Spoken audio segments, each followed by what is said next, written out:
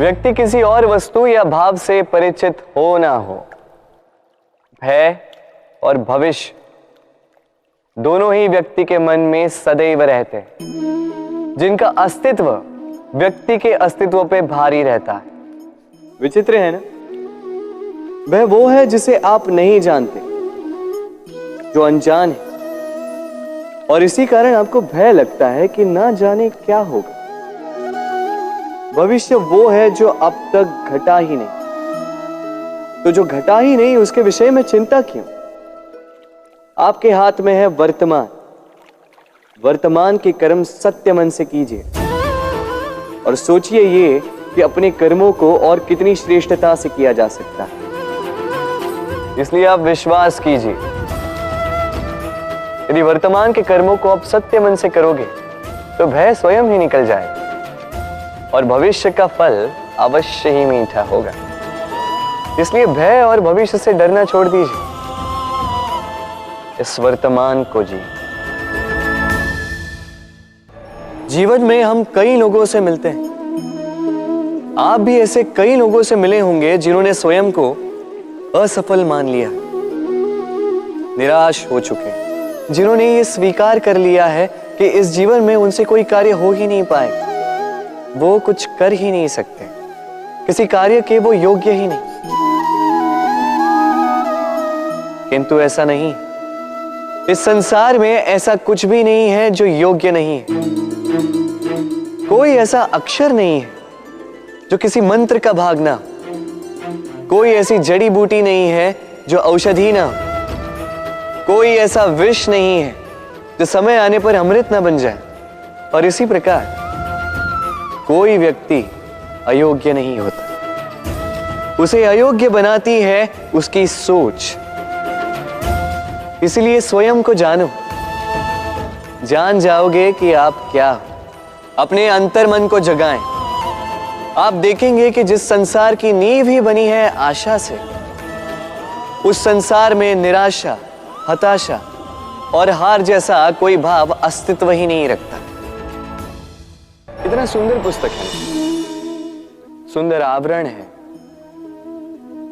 सजाए हुए पृष्ठ है,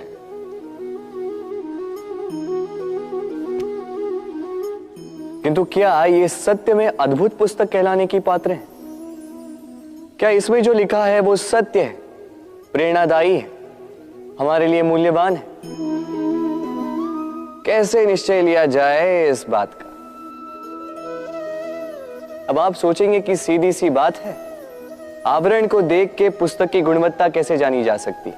इसके लिए तो आपको उसे पढ़ना होगा, उसे समझना होगा, समय देना होगा, है ना? बिल्कुल उचित सोच रहे हैं आप।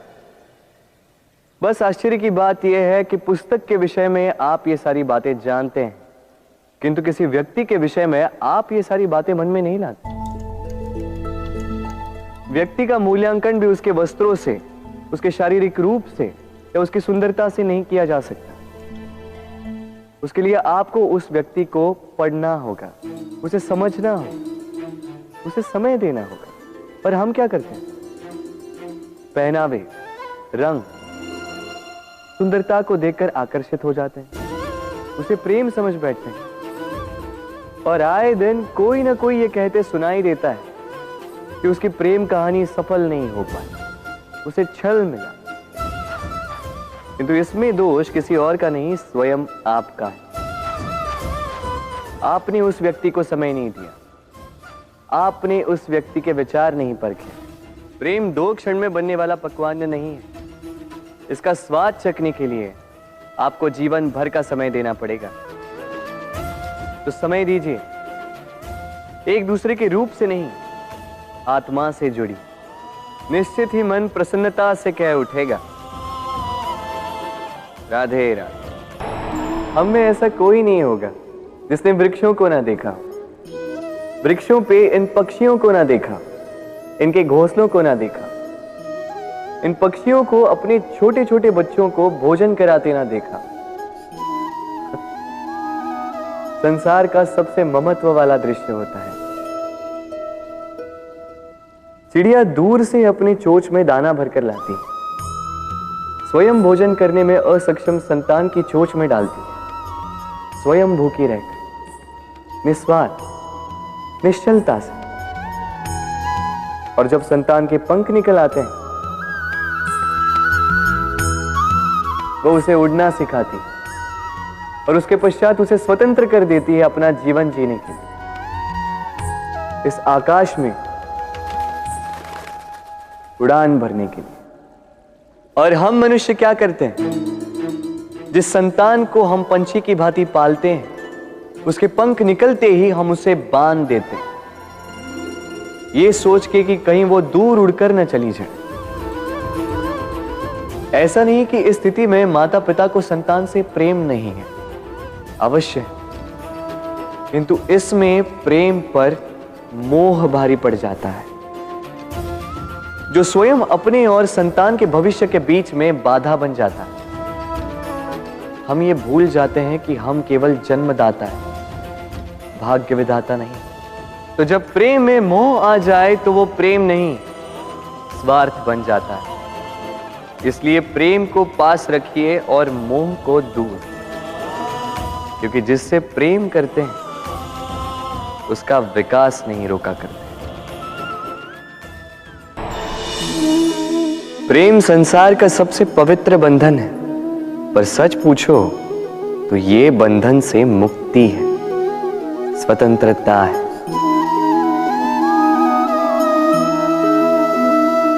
नहीं समझे? समझाता हूं। यदि कोई आपका प्रेम ठुकरा दे, यदि कोई आपका प्रेम समझ ही ना पाए, तो क्या होगा? कुछ उदास हो जाएंगे, कुछ छल करके प्रेम पाना चाहेंगे, तो कुछ बलपूर्वक प्रेम पर अधिकार करना चाहेंगे। किंतु यह आवश्यक नहीं कि जिससे आप प्रेम करते हो उसे भी आपसे प्रेम, क्योंकि प्रेम कोई वस्तु नहीं है, न राज्य है, न धन जिसे आप बल से अपने वश में कर सको। प्रेम वो शक्ति है जो आपके लिए हर बंधन तोड़ सकती है, किंतु स्वयं किसी बंधन में नहीं फंसती।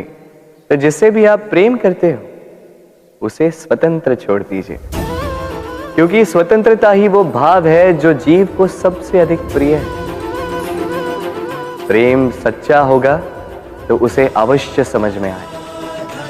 तब तक के लिए निस्वार्थ भाव से प्रेम कीजिए, स्वार्थ हट जाएगा तो प्रेम आ ही जाएगा और मन प्रसन्न होकर बोलेगा, राधे राधे। जब भी प्रेम की बात आती है, हम सबसे पहले मन में एक नायक और एक नायिका का चित्रण कर लेते हैं। क्यों? आपके साथ भी यही होता है ना? पर क्या प्रेम केवल नायक नायिका के आकर्षण का बंधन है? नहीं, प्रेम तो परिवार से हो सकता है, माता पिता भाई बहन से हो सकता है, सखा मित्रों से हो सकता है, देश और जन्मभूमि के लिए हो सकता है, मानवता के लिए हो सकता है, किसी कला के लिए हो सकता है, इस प्रकृति के लिए हो सकता है।